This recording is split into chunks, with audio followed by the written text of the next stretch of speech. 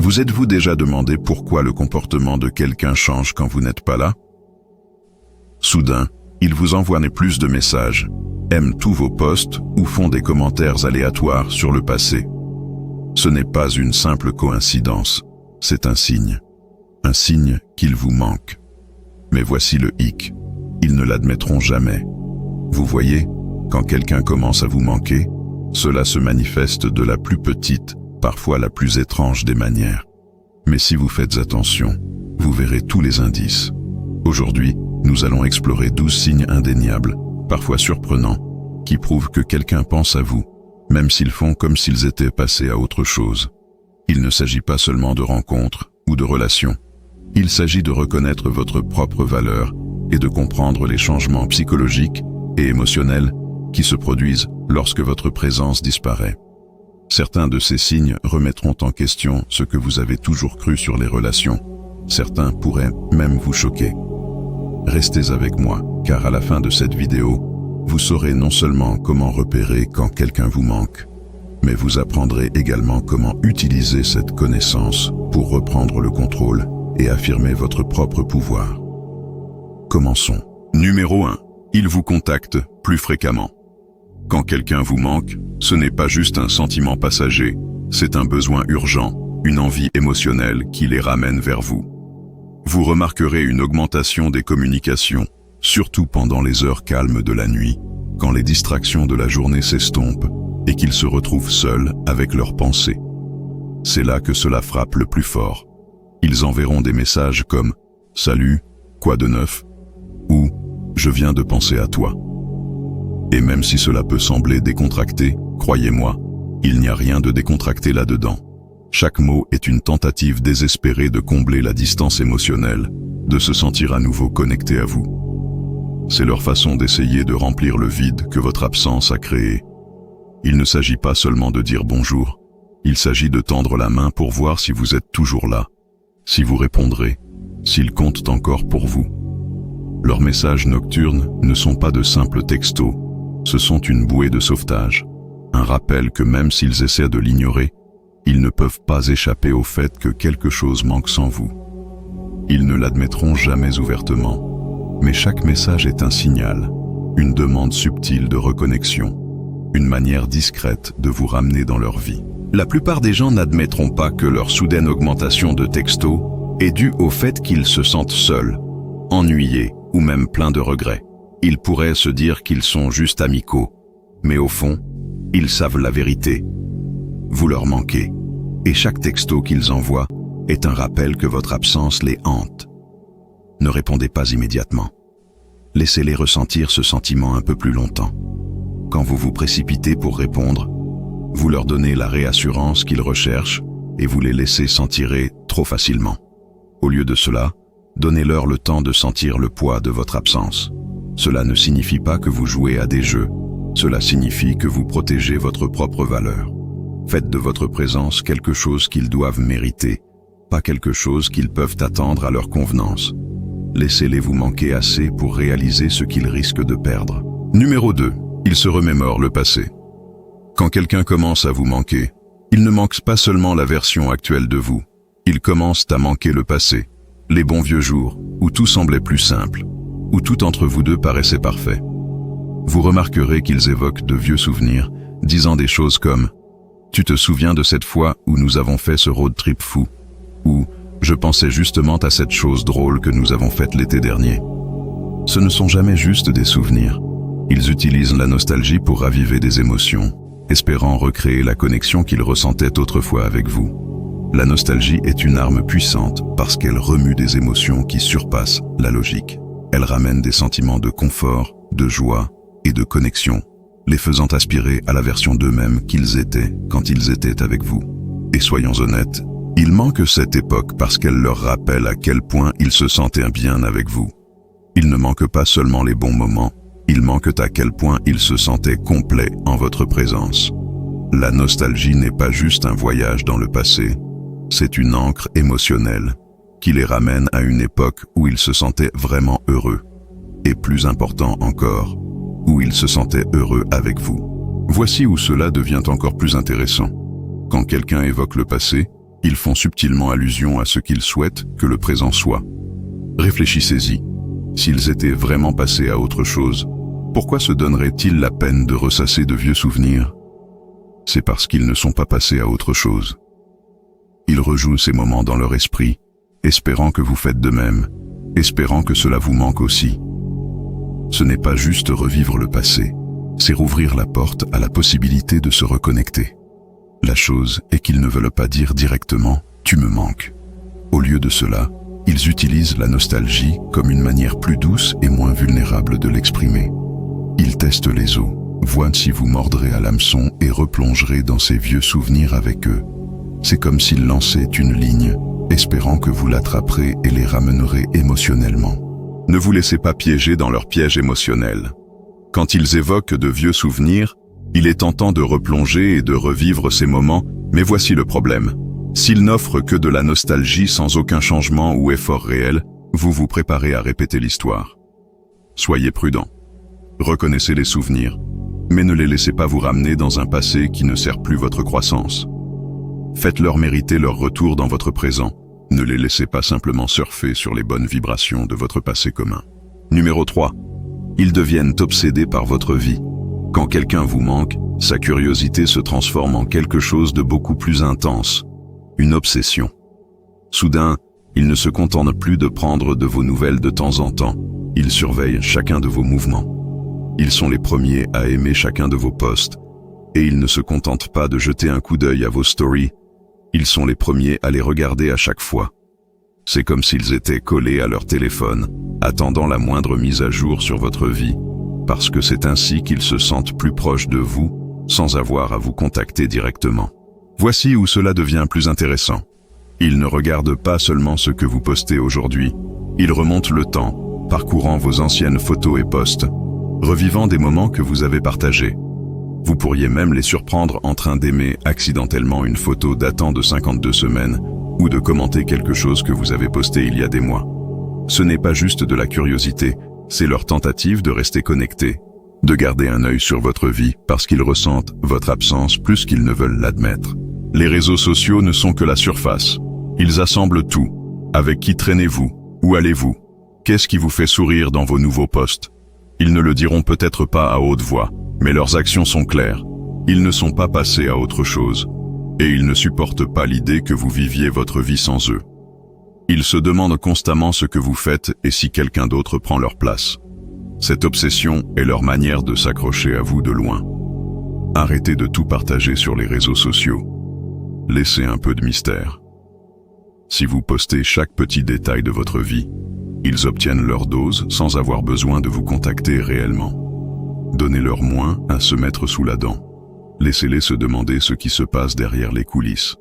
Quand vous créez ce sentiment de mystère, cela attise leur curiosité et les oblige à venir vers vous s'ils veulent vraiment savoir. Vous n'avez pas besoin de tout partager. Laissez-les manquer ce qu'ils ne peuvent pas voir. Numéro 4. Ils montrent de la jalousie. Approfondissons la jalousie, car voici la chose. Ce n'est jamais juste une blague. Quand ils vous voient avec quelqu'un d'autre, vivant votre meilleure vie, et qu'ils ressentent une pointe de jalousie, c'est comme une alarme qui se déclenche en eux. Ils pourraient essayer de jouer la carte de la décontraction, mais à l'intérieur, ils bouillent. La jalousie est brute et laide, mais voici ce qui la rend délicate. Ils la dissimuleront avec de l'humour ou du sarcasme. Vous recevrez des commentaires comme « Oh, tu passes déjà à autre chose, hein ?» ou « Je suppose que je ne suis plus invité alors ?» C'est enveloppé d'humour, mais chaque mot dégouline d'insécurité. Et la raison est simple, ils ne supportent pas l'idée que vous soyez heureux sans eux. La plupart des gens pensent que la jalousie est toxique et doit être évitée. Faux. La jalousie est une réaction naturelle quand quelqu'un réalise qu'il perd quelque chose de précieux. Ce n'est pas une mauvaise chose, c'est un signe que votre absence commence enfin à les atteindre. Plus ils vous voient avancer, plus ils sentent que le fossé émotionnel s'élargit, et c'est là que la jalousie frappe le plus fort. Dans le monde d'aujourd'hui, surtout avec les réseaux sociaux, la jalousie est amplifiée. Ils vous voient poster des stories, rire avec des amis ou vous rapprocher de quelqu'un de nouveau, et ils ne peuvent s'empêcher de se comparer à ces moments. Ce n'est pas juste qu'ils manquent votre présence, c'est qu'ils réalisent qu'ils sont remplacés, et c'est ce qui les rend fous. Ils pourraient essayer de minimiser cela, agir comme si cela ne les dérangeait pas, mais chaque fois qu'ils font ces blagues, c'est leur manière de faire face au fait que vous avancez sans eux. Voici ce que vous devez comprendre. Vous n'êtes pas responsable de gérer leur jalousie. Ne minimisez pas votre vie, votre bonheur ou votre succès juste pour les mettre à l'aise. S'ils sont jaloux, c'est leur problème à gérer. Votre travail est de vivre votre vie pleinement, sans vous excuser. Plus vous prospérez, plus ils sentiront cette piqûre. Et s'ils vous manquent vraiment, la jalousie les poussera soit à se ressaisir et à agir, soit à vous regarder partir pour de bon. Numéro 5. Ils s'améliorent eux-mêmes. C'est l'un des signes les plus clairs, mais aussi les plus subtils, que quelqu'un vous manque. La transformation soudaine. Tout à coup, ils se mettent à la salle de sport, mangent plus sainement et peut-être même adoptent de nouveaux passe-temps. Vous les voyez poster sur leur croissance personnelle ou partager des citations motivantes sur leur travail pour devenir une meilleure version d'eux-mêmes. Voici la chose. Ce n'est pas toujours à propos de l'amour de soi ou de la croissance personnelle. Souvent, cette transformation est motivée par une chose. Vous. C'est leur manière de dire « Regarde-moi, je deviens la personne que tu as toujours voulu que je sois ». C'est leur tentative pas si subtile de vous montrer qu'ils ont changé, espérant que vous le remarquerez et peut-être même reconsidérerez leur donner une autre chance. Cette soudaine amélioration n'est pas toujours aussi authentique qu'ils voudraient vous le faire croire. La vérité est que la plupart des gens ne se réveillent pas un jour et décident de s'améliorer. Souvent, la motivation pour le changement vient de la peur. La peur de vous perdre pour de bon. Quand quelqu'un réalise que votre absence est permanente, il panique. Ils commencent à travailler sur eux-mêmes, non pas nécessairement pour eux-mêmes, mais parce qu'ils ont peur d'être laissés derrière.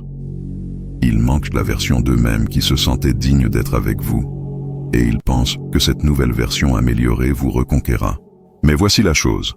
Leur transformation pourrait ne pas être durable. Ils le font pour vous impressionner, pas pour leur propre croissance à long terme.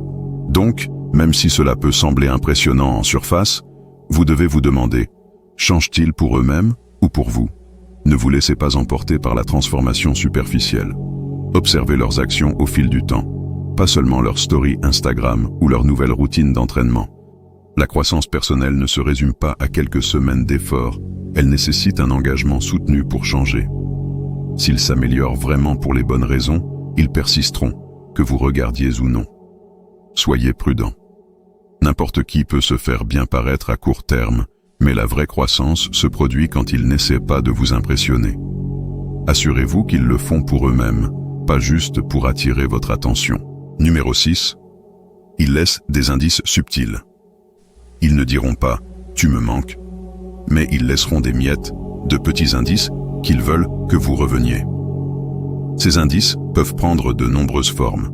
Peut-être qu'ils commencent soudainement à aimer vos anciennes photos d'il y a des mois, voire des années.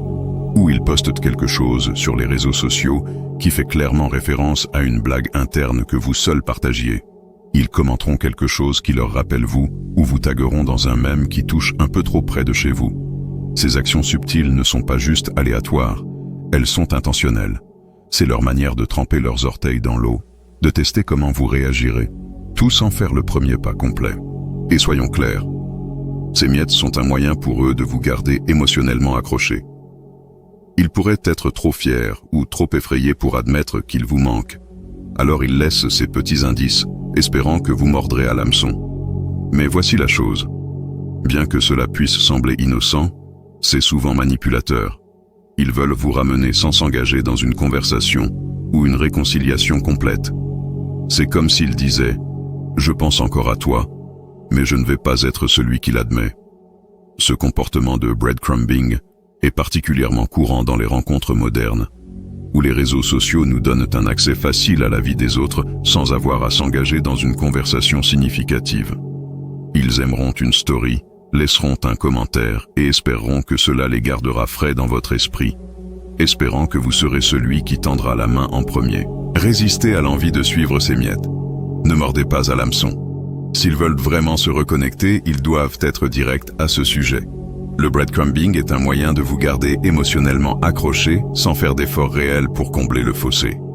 C'est de la manipulation émotionnelle à faible effort. S'ils vous manquent, ils le feront savoir clairement. Jusque-là, Vous avez mieux à faire que de suivre leurs tentatives subtiles et tièdes d'attirer l'attention. Numéro 7. Ils vous contactent pour faire des plans. Quand quelqu'un vous manque vraiment, ils arrêtent de se cacher dans l'ombre et commencent à agir directement. C'est là que ça devient sérieux. Soudain, ils ne se contentent plus de regarder votre vie se dérouler de loin, ils font des démarches. Vous remarquerez des messages comme « Hé, on devrait prendre un café un de ces jours » ou « Ça fait trop longtemps, rattrapons le temps perdu ». Mais voici ce que vous devez comprendre. Ce n'est pas juste pour prendre un verre ou se retrouver de manière décontractée. C'est bien plus profond que cela. Quand ils vous contactent avec un plan, c'est parce que la distance a créé un vide dans leur vie et qu'ils essaient désespérément de le combler. Ils ne suggèrent pas juste une rencontre décontractée parce qu'ils s'ennuient. Non, c'est parce que votre absence commence à peser lourdement sur eux. Chaque jour sans vous voir, ils le ressentent un peu plus. Peut-être qu'ils pensaient pouvoir vous oublier, mais maintenant ils réalisent que ce n'est pas si facile. Et faire des plans est leur manière de dire « J'ai besoin de te revoir dans ma vie ». Voici le hic. Les gens qui vous manquent essaieront souvent d'agir comme si ce n'était pas grand-chose. Ils prétendront que l'invitation à prendre un café est juste un geste amical. Mais ne vous y trompez pas, c'est bien plus que de la caféine. Il s'agit de connexion et ils la veulent de nouveau. Ne vous précipitez pas pour les rencontrer. Soyez patient et voyez si leur effort est constant. Ce n'est pas parce qu'ils font des plans maintenant qu'ils s'engageront émotionnellement. S'ils veulent vraiment que vous reveniez dans leur vie, ils seront persistants. Ne donnez pas votre temps librement. Assurez-vous qu'ils l'ont vraiment mérité avant d'accepter de vous asseoir avec eux. Votre temps est précieux et vous devez savoir qu'ils le comprennent. Numéro 8. Ils deviennent défensifs quand vous passez à autre chose. Vous avez commencé à voir quelqu'un de nouveau, ou peut-être que vous vivez simplement votre meilleure vie, explorant de nouveaux passe-temps, passant du temps avec des amis, ou même juste en montrant de la confiance dans votre indépendance. Et c'est là qu'ils commencent à agir différemment. Soudain, ils font des commentaires passifs-agressifs ou vous lancent des pics subtils comme « Oh, tu passes déjà à autre chose, hein ?» ou « Je suppose que tu n'as plus besoin de moi, alors ?» Ils prétendront que c'est une blague, qu'ils s'en fichent, mais leur attitude défensive révèle ce qu'ils ressentent vraiment. De la jalousie et de l'insécurité. Voici la chose. Au fond, ils ne supportent pas l'idée que vous soyez heureux sans eux. Et même s'ils agissent cool à l'extérieur, prétendant être indifférents, la vérité est que vous voir prospérer, surtout s'il y a quelqu'un de nouveau dans votre vie, ça brûle. Ils ne le diront peut-être pas à haute voix, mais leurs actions parlent pour eux. Ils essaieront de minimiser votre bonheur, de vous culpabiliser subtilement, ou même de lancer des compliments ambigus, juste pour s'assurer que vous savez qu'ils vous observent toujours, qu'ils sont toujours affectés par vous. S'ils ne voulaient pas vous perdre, ils auraient dû se battre pour vous quand ils en avaient l'occasion. Leur attitude défensive maintenant n'est rien de plus qu'un reflet de leurs propres regrets.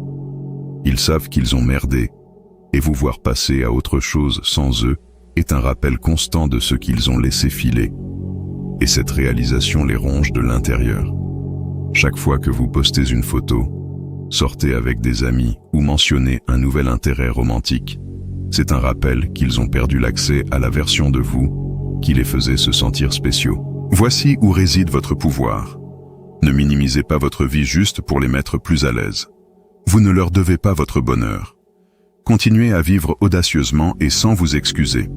Le fait que votre vie sans eux prospère, c'est leur problème, pas le vôtre. Et rappelez-vous, leur attitude défensive est leur manière de gérer le fait qu'ils savent qu'ils ne peuvent pas vous récupérer. Du moins, pas à leurs conditions. Continuez à avancer, car plus vous grandissez, plus ils réaliseront ce qu'ils ont perdu. Numéro 9. Ils s'excusent ou expriment des regrets. Parfois, quand le manque atteint son paroxysme, ils craquent. Vous recevrez un message, un appel téléphonique, ou même une longue excuse à laquelle vous ne vous attendiez pas. Ils pourraient vous dire à quel point ils sont désolés pour tout ce qui s'est passé, comment ils souhaitent pouvoir revenir en arrière et faire les choses différemment. C'est leur manière de décharger le fardeau de la culpabilité qui pèse sur eux depuis que vous vous êtes éloignés. Ils veulent apaiser leur conscience, mais plus que cela, ils veulent garder la porte ouverte pour une possible seconde chance, même s'ils ne le disent pas directement. Voici la réalité. Cette excuse n'est pas seulement pour vous, elle est pour eux. C'est leur tentative de trouver une closure, mais sans avoir à faire face aux pleines conséquences de leurs actions. Ils essaient de marcher sur la corde raide entre admettre leurs fautes et laisser assez de place pour se reconnecter à l'avenir. Maintenant, c'est là que ça devient délicat. Parfois, ces excuses viennent avec des conditions. Ils diront des choses comme « Je suis désolé, mais tu dois comprendre » ou « Je sais que j'ai merdé, mais tu n'étais pas parfait non plus ». Méfiez-vous de ces demi-excuses. C'est une tactique pour atténuer leur culpabilité tout en vous gardant émotionnellement investi. Et ils savent que s'ils peuvent planter cette graine de doute, elle pourrait grandir en une excuse pour que vous les repreniez. Mais voici la chose. Ils ne cherchent pas vraiment le pardon. Ils cherchent un soulagement. Ils veulent se libérer du poids de ce qui s'est passé, décharger leur culpabilité sur vous et espérer qu'une excuse arrangera tout. Et pour eux, c'est la manière la plus facile d'essayer de se faufiler à nouveau dans votre vie sans demander directement. N'acceptez pas une excuse comme une promesse de changement. Il est facile de dire « je suis désolé » quand les émotions sont fortes, mais il est beaucoup plus difficile de suivre et de faire des changements réels et durables.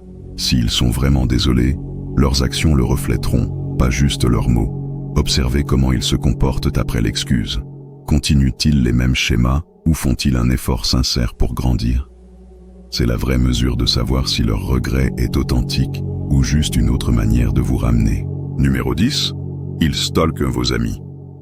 Quand quelqu'un vous manque mais ne veut pas vous contacter directement, ils commenceront à utiliser des tactiques plus subtiles, voire sournoises. C'est là que vos amis entrent en jeu, surtout les amis communs. Ils ne pourront pas s'empêcher de demander de vos nouvelles. Comment va-t-elle? Est-ce qu'ils voient quelqu'un? Ou même, est-ce qu'ils sont passés à autre chose? Ils ne diront pas « tu me manques », mais ce qu'ils cherchent vraiment, c'est de l'information pour rassurer leur esprit inquiet. C'est comme s'ils essayaient de résoudre un mystère, sauf que le mystère est de savoir si vous avez avancé sans eux.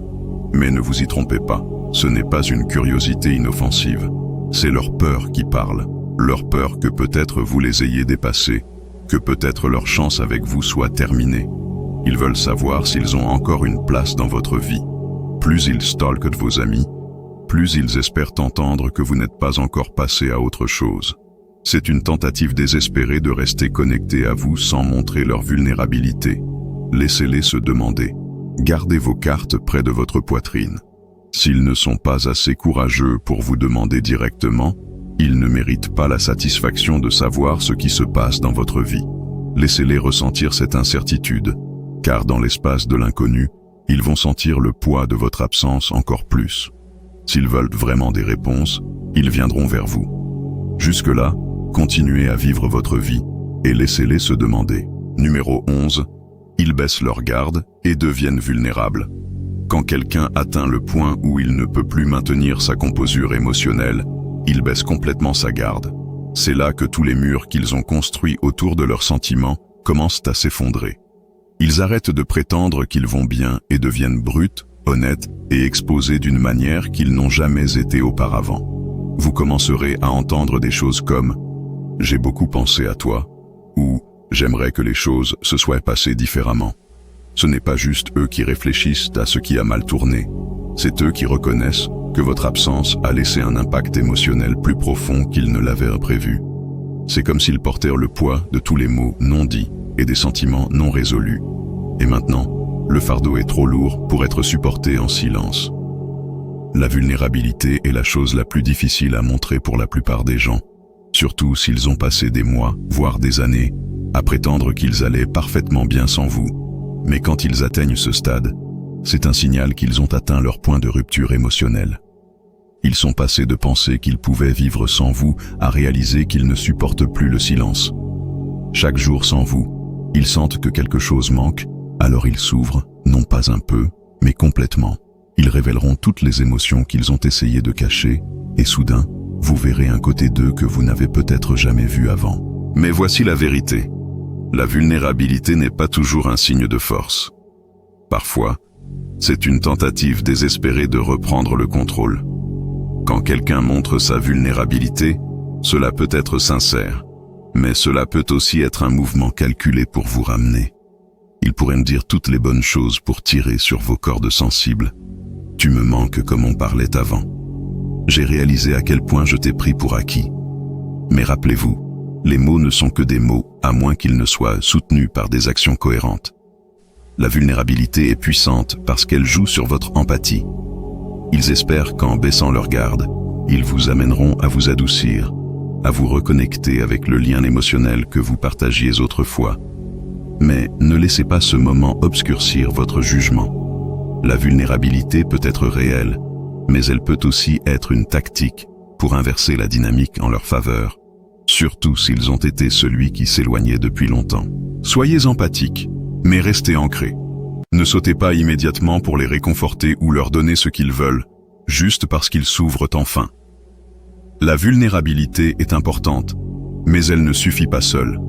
Ils doivent prouver au fil du temps que cette ouverture émotionnelle est réelle, pas juste un moment fugace de regret. Gardez le pouvoir entre vos mains.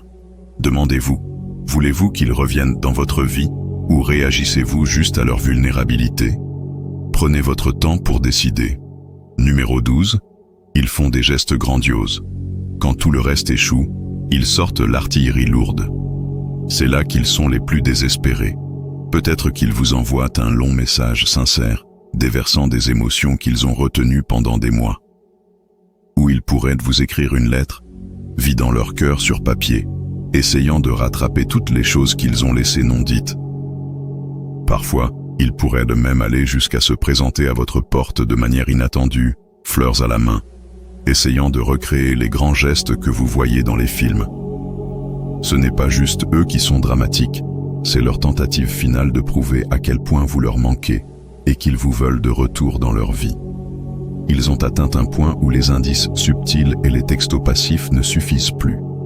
Ils mettent tout sur la table, risquant le rejet parce que l'idée de vous perdre complètement est plus insupportable que la peur du rejet elle-même. Mais voici la vérité que la plupart des gens ne vous diront pas. Les grands gestes, peu importe leur ampleur ou leur émotion, viennent souvent d'un lieu de panique, pas de changement authentique. Ils pourraient essayer de vous reconquérir avec un mouvement exagéré, mais ce n'est pas à propos des fleurs ou du discours sincère. Il s'agit du problème plus profond. Le fait qu'ils ne réalisent de votre valeur que maintenant que vous vous êtes éloigné. Et bien que cela puisse être agréable d'être le destinataire d'un tel grand geste, vous devez vous demander « Pourquoi a-t-il fallu si longtemps ? Pourquoi n'ont-ils pas agi quand ils en avaient à l'occasion ? Ne vous laissez pas influencer par les grands gestes seuls. Bien sûr, cela peut être flatteur de recevoir ce long message ou de les voir se présenter à votre porte, mais rappelez-vous, il est facile de faire un grand mouvement quand les émotions sont fortes et que le désespoir s'installe. Ce qui compte vraiment, c'est la cohérence. Suivent-ils ce grand geste avec un changement réel ou est-ce juste un affichage unique pour vous ramener sur le moment? Si quelqu'un vous manque vraiment et veut que vous soyez dans sa vie, il ne le montrera pas juste avec un grand acte. Il le prouvera au fil du temps, avec des actions cohérentes, de l'effort et du respect. Alors, prenez votre temps. Ne vous précipitez pas pour pardonner, ou vous reconnecter juste à cause d'un affichage dramatique. Laissez leurs actions au fil du temps parler plus fort que ce seul grand geste. Après tout, l'amour ne se construit pas sur un seul moment. Il se construit sur une fondation d'efforts constants et significatifs. Comme l'a sagement dit Sénèque, pour leur faire sentir votre manque, offrez-leur le cadeau de votre absence. Cela ne pourrait pas être plus pertinent aujourd'hui. La vérité est que votre absence n'est pas juste du silence, c'est une déclaration forte de votre valeur. Cela force les autres à s'asseoir avec le vide que vous avez laissé et à affronter la réalité de ce que vous apportiez dans leur vie. Quand vous vous éloignez, cela ne leur laisse pas d'autre choix que de sentir l'impact de votre absence, de reconnaître la profondeur de votre valeur et de vraiment vous manquer. Mais soyons clairs, qu'ils reviennent ou non n'est pas le but. Le vrai but est celui-ci. Vous connaître votre valeur. Vous devez comprendre que votre valeur n'est jamais définie par le désir de quelqu'un d'autre pour vous. Ce n'est pas à propos de s'ils vous envoient des messages ou stalken votre Instagram. Il s'agit de la vérité indéniable que vous êtes précieux avec ou sans leur validation. Et quand vous incarnez cette mentalité, quelque chose de remarquable se produit. Ils réalisent que vous n'avez pas besoin d'eux pour vous sentir complet. Et c'est là qu'il vous manque le plus, quand ils vous voient prospérer dans votre propre espace, confiant, sûr de vous et vivant votre vie avec un but. Alors, Même si vous espérez leur retour, rappelez-vous que votre valeur n'en dépend pas. Ce qui compte vraiment, c'est de comprendre que vous êtes suffisant tel que vous êtes. Et quand vous vivez selon cette vérité, vous devenez inoubliable. Si cette vidéo a résonné avec vous, ou si vous avez vu l'un de ces signes dans votre propre vie, je veux vous entendre. Laissez un commentaire ci-dessous et partagez votre expérience. Avez-vous remarqué quelqu'un agissant comme cela quand il vous manquait? Comment avez-vous géré cela? Quel a été le moment où vous avez su qu'il vous manquait, mais ne pouvait pas l'admettre? Vos histoires comptent, et j'aimerais me connecter avec vous là-dessus. Aussi, si vous êtes prêt à prendre le plein contrôle de vos relations, à arrêter de courir après et à commencer à affirmer votre pouvoir, assurez-vous de cliquer sur ce bouton d'abonnement pour plus de contenu comme celui-ci. Rejoignez une communauté de personnes qui apprennent à vivre avec un but, à valoriser leurs valeurs et à laisser les autres sentir leur absence. Rappelez-vous ceci. Votre présence est magnétique, mais c'est votre absence qui laisse une empreinte qu'ils ne peuvent pas oublier. Alors, restez fort, gardez la tête haute et laissez-les venir à vous.